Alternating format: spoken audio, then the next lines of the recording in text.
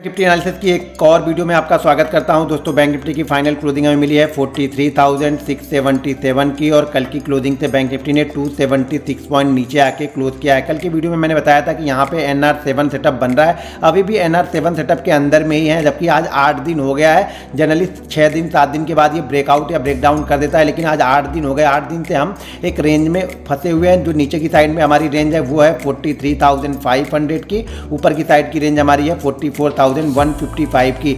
जब तक मार्केट इस रेंज के बाहर नहीं निकलेगा ऊपर या नीचे की साइड में, तब तक एक ज़बरदस्त मूवमेंट आपको देखने को नहीं मिलेगी। ध्यान रखिएगा, नीचे की साइड में सपोर्ट बहुत अच्छा है, तो हर 100 पॉइंट 125 पॉइंट के बाद नीचे की साइड में बैंक निफ्टी सपोर्ट लेता हुआ दिख सकता है। सपोर्ट का मतलब ये नहीं कि वहाँ पे हमें बाइंग करना है। सपोर्ट का मतलब ये होता है कि अगर आपके पास कोई पोजीशन है तो उस पोजीशन को वहाँ पे होल्ड कीजिए, देखिए कि उस जगह पे क्या सिचुएशन बनती है, वहाँ पे कोई कंडीशन बनती है तभी हम बाइंग करते हैं। ऊपर की साइड में स्ट्रॉन्ग रजिस्टेंस जो हमारा है वो 44,100 से लेकर के 44,200 के बीच में एक स्ट्रॉन्ग रेजिस्टेंस है। तो जब तक इस रेंज को बैंक निफ्टी निकालेगा नहीं, तब तक वो मूवमेंट नहीं मिलेगी। ध्यान रखिएगा, अगर बैंक निफ्टी इस रेंज को ऊपर की साइड में ब्रेक करता है तो यहाँ पे आपको 800 से लेकर के 1000 पॉइंट की एक जबरदस्त मूवमेंट ऊपर की साइड में देखने को मिल सकती है, जो मेरे ख्याल से फ्राइडे या मंडे के सेशन में ही ब्रेकआउट यहाँ पे होना चाहिए। नीचे की साइड में अगर ब्रेकडाउन होता है तो फिर नीचे की साइड की जो लेवल होंगे वो ओपन हो जाएंगे। 42,800 के लेवल यहाँ पे ओपन हो जाएंगे अगर ये 43,500 के नीचे ट्रेड करना बैंक निफ्टी स्टार्ट करता है और डेली चार्ट पे इसके नीचे क्लोज करता है। तो अगर मंथली एक्सपायरी है तो देखते हैं एक्सपायरी भी क्या हो सकता है और किस तरीके से कल हम ट्रेड कर सकते हैं। बहुत अच्छी जगह पे बैंक निफ्टी आके यहाँ पे क्लोज है, तो कल ये दोनों साइड के सेटअप यहाँ पे बन सकते हैं। तो जरा ध्यान से ट्रेड करेंगे, संभल के ट्रेड करेंगे,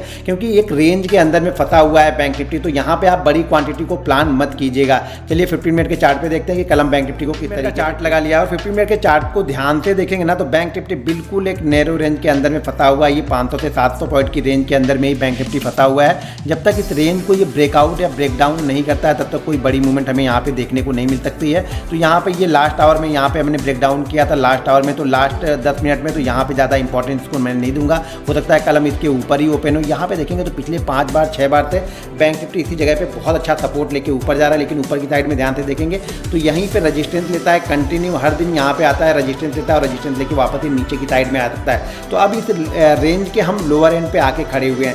अब ध्यान रखिएगा, बैंक निफ्टी कल अगर 650 और 800 के बीच में कहीं पे ओपन होता है, ध्यान रखिएगा यहाँ पे 830 840 के पास हमने बहुत टाइम बिताने के बाद ये नीचे की साइड में हम आए हैं।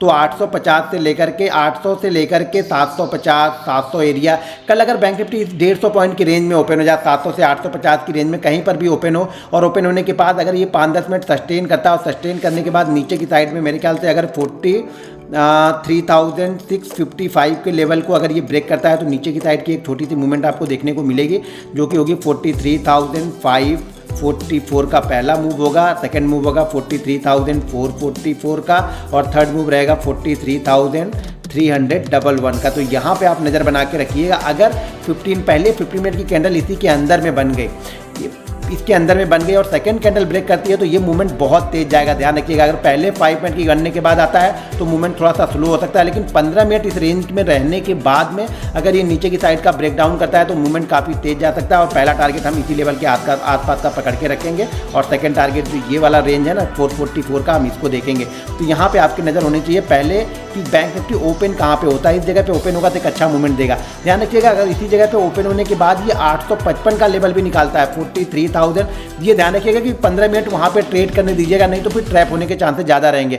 43,855 के ऊपर अगर यहाँ पे निकलता है तो फिर एक मूव दे सकता है 43,944 का और सेकंड मूव आपको मिलेगा 44,555 का। तो यहाँ पे आप देख सकते हैं जब ये 15 मिनट यानी 800 के नीचे ही 15 मिनट की कैंडल यहाँ पे बनाया, सॉरी 800 के नीचे, ध्यान रखिएगा 800 के नीचे अगर ये 15 मिनट की कैंडल बनाता है और उसके बाद ये 855 को ब्रेक करता है तो ये मूवमेंट मिल सकती है 944 और 44,055। ध्यान रखिएगा 44,055 से लेकर के 44,155 44,200 ये रजिस्टेंस एरिया है।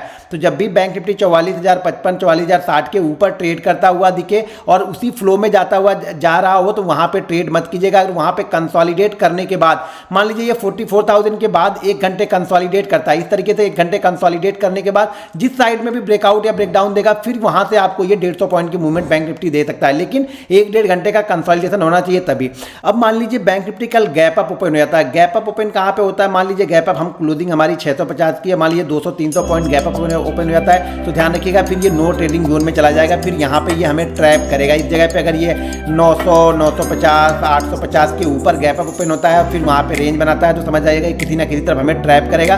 तो यहाँ पे शांति से बैठने की जरूरत है, या फिर गैप अप ओपन होने के बाद ये 44,000 के आसपास आए, वहाँ पे आके इस तरह की रेंज बनाए, इस तरीके की रेंज बनाए और उस रेंज को ये ब्रेक डाउन करेगा तो वहाँ पे हम ट्रेड कर सकते हैं। मान लीजिए कोई बहुत बड़ा गैप डाउन हमें मिल जाए 500 और 400 के बीच में, तो यहाँ पे हम पहली कैंडल देखेंगे। अगर पहली कैंडल कोई हैमर कैंडल बनती है तो वहाँ पे हम बाइंग करेंगे, या फिर अगर 400-500 के बीच में कोई रेंज बना दे, इस तरह की रेंज बना दे, ये कम से कम आधे घंटे 1 घंटे रेंज बनाए, उस रेंज को जिस साइड में ब्रेकआउट या ब्रेक डाउन करेगा फिर उस साइड में आपको कम से कम 200 पॉइंट से ज़्यादा की मूवमेंट बैंक निफ्टी देता हुआ दिखेगा। लेकिन ये रेंज बनेगी, उस रेंज के बाद ही हम इसको ट्रेड करेंगे। कल ध्यान रखिएगा ज़्यादातर चांसेस ये है कि बैंक निफ्टी कल ट्रैप करेगा। अगर ये बैंक निफ्टी कल गैप अप ओपन हो गया तो पक्का है ये फिर ट्रैप करने का चांसेस यहाँ पे ज़्यादा रहेंगे। अगर ये 200-250 पॉइंट गैप अप ओपन हुआ तो ट्रैप करेगा। अगर ये 300-350 पॉइंट गैप अप ओपन हो गया तो समझ जाइएगा कुछ यहाँ पे मूवमेंट हो सकती है, लेकिन कब? जब ये रेंज बनाएगा तब। बिना रेंज के हम इसे ट्रेड नहीं करेंगे क्योंकि कल हमारी मंथली एक्सपायरी है तो वॉलेटिलिटी थोड़ी सी ज़्यादा रहेगी। तो जो भी ट्रेड कीजिएगा छोटी क्वांटिटी से कीजिए और यहाँ पे स्मॉल एसएल के साथ में कीजिए क्योंकि वॉलेटिलिटी कल रहने वाली है।